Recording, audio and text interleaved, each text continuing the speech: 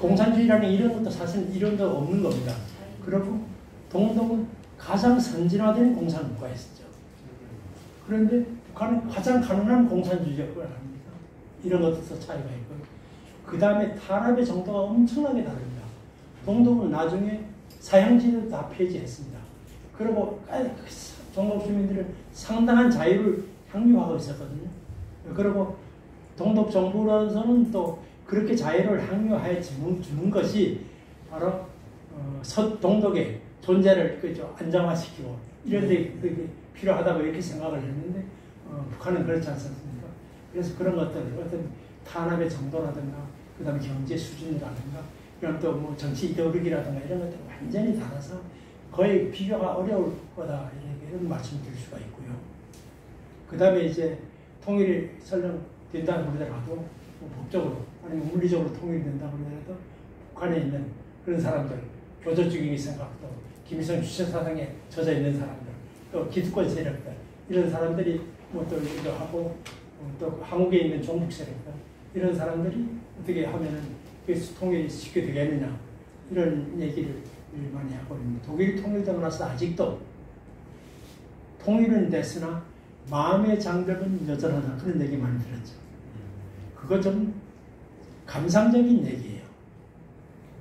우리가 그럼 통일하지 말았어야 된다는 얘기냐? 옛날 시절로 돌아갔다는 얘기나 하면 그렇게 한다는 사람은 15% 내지 19%밖에 안 돼요.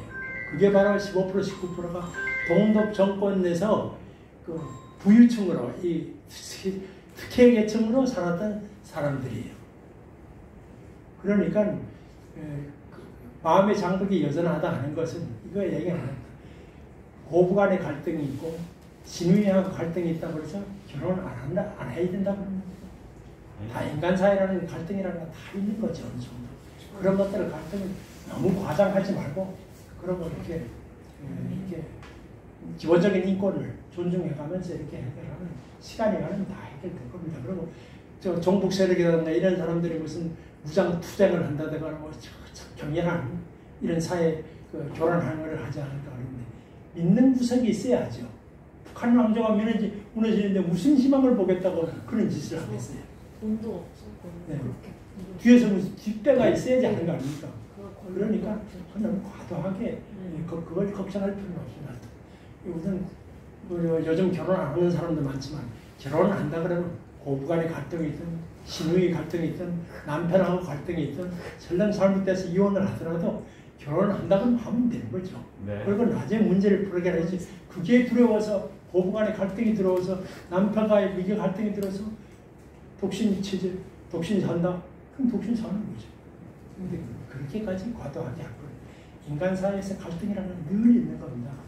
상례화된 갈등을 너무 과장하게 생각하면 안 됩니다. 이 세상에 갈등 없는 세상이 어디 있습니까? 그 네.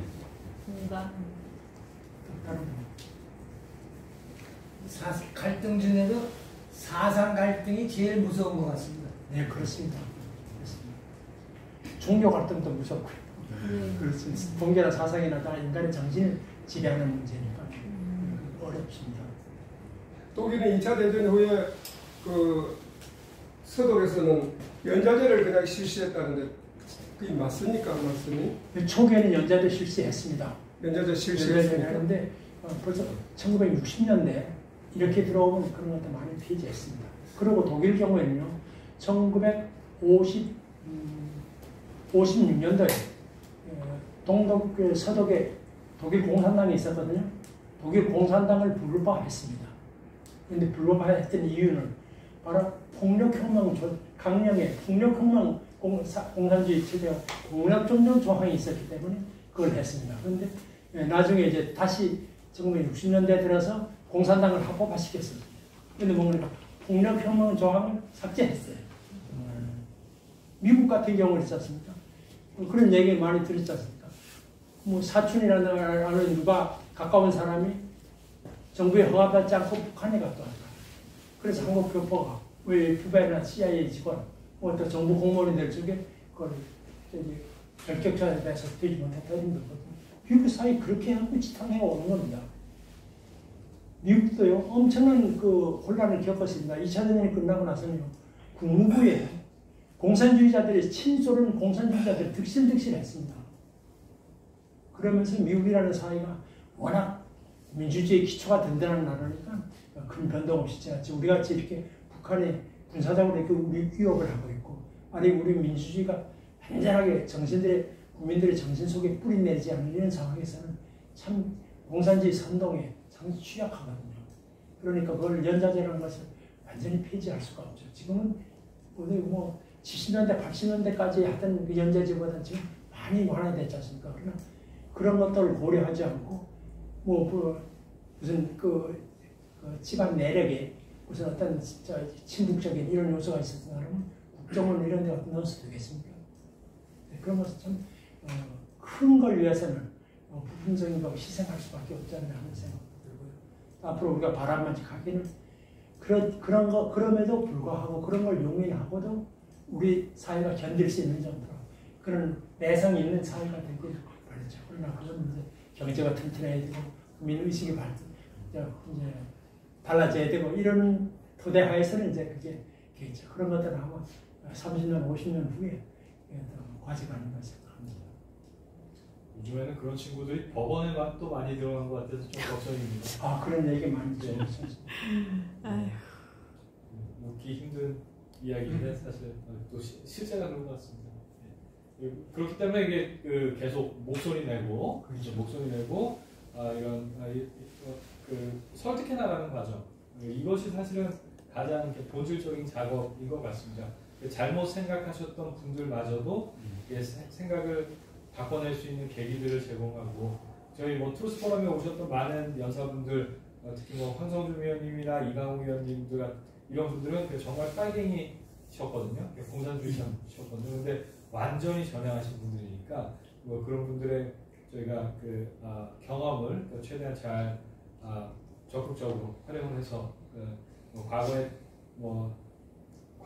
가족적인 어떤 이력이 있으신 분들이 많으시더라고요. 이게 남부당과 관련된 어떤 활동에 연루된 분들이 부모님이나 이렇게 선조에 이렇게 계셔가지고 또 실제로 이렇게 연좌제로 피해를 받으셨던 분들도 있고, 또 그런 분들의 자제분 분들도 억울한 사례도 많죠. 이런 사람들이 또 공부 열심히 해가지고 대한민국의 자유로운 시스템 안에서 행정부도 가고 또 법원도 가고 경우에 따라서 구청까지 지금 들어가 있는 상황인 것 같은데, 그러면 이제 지금 할 수 있는 것은 최대한 설득하고 생각을 바꿔낼 수 있는 그 소재들을 제공하는 것, 이 작업을 이렇게 적극적으로 하는 것, 우선은 이것이 가장 기본이 아닐까 이런 생각이 그래서 그 말씀 다 동의하면서도 설득해서 말로 설득하는 거 아닙니다. 행동으로 설득해야 되고, 우리 사회의 지도층이 가장 취약점은 사회에 자기 희생을 하지 않는 거죠.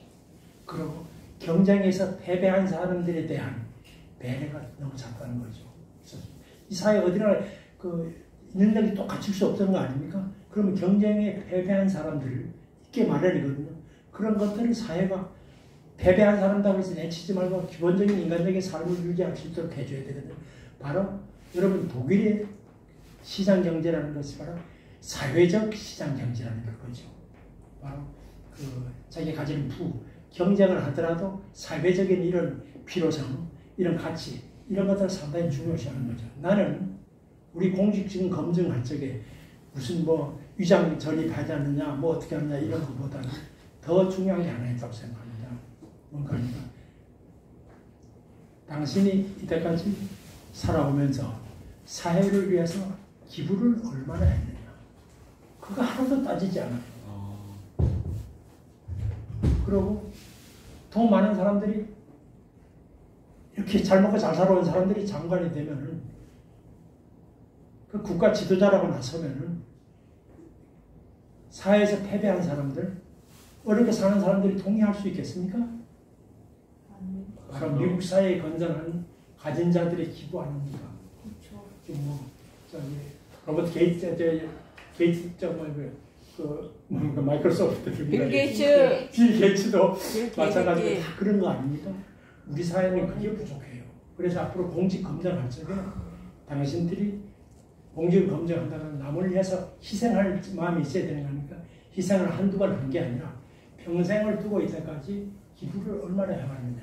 그걸 중요한 요소로 봐야 된다고 생각합니다. 그래야지 입만 갖고 애국하고, 입만 갖고 도덕을 비추고, 입만 갖고 무슨 기여를, 희생을 얘기하는 그런 사람들을 걸러낼 수 있죠. 그런 것들이 20년, 30년 동안에 당신은 어떻게 해왔는가. 그 기록을 봐야 됩니다. 그런 사람들이 많이 진정으로 공직을 맡을 자격이 있는 사람들이죠. 그래서 그런 것들이 우리한테 조금 부족하고요.